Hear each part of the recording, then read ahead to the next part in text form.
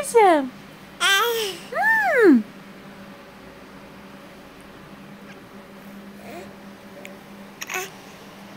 Kuşum. Kuşum benim İlayda. He. Ne oldu? Ne oldu İlayda? Hmm. Hmm. Neymiş o? İyi, hop. Ne yaptın kızım? Kameraya çarptın.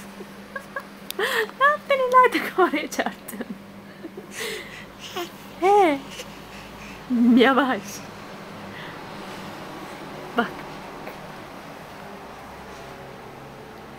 He. He.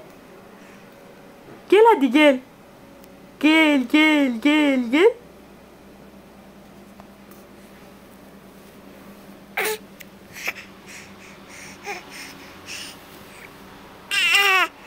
Hop yavaş. Güzel kızım benim. Kuşum, kuşum, kuşum, kuşum, kuşum. Hop. Oy, İlayda ne yaptın, yine vurdun. Ellere bak, ellere. Kuk kuk. Al hadi, senin olsun, al. Al. İlayda. Kızım. Hop yavaş ama yavaş. Yavaş ama yavaş yavaş. Hop hop. Hadi düğmesine bastın. Vurma vurma. Ay ay.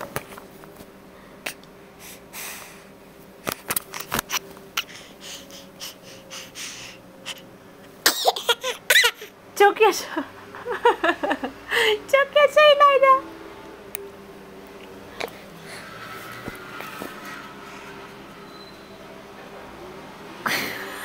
Yerime bakışlandı ben senin. Ne var orada? Ama düşeceksin şimdi, yatağın kenarına geldim bak. İlayda düşeceksin. Düşeceksin, düşeceksin. Gelme daha fazla. Gelme, nein, düşeceksin İlayda. Kızım. Aha düşeceksin İlayda. İlayda düşüyor. İlayda vallahi düşeceksin. İlayda dur. Kızım.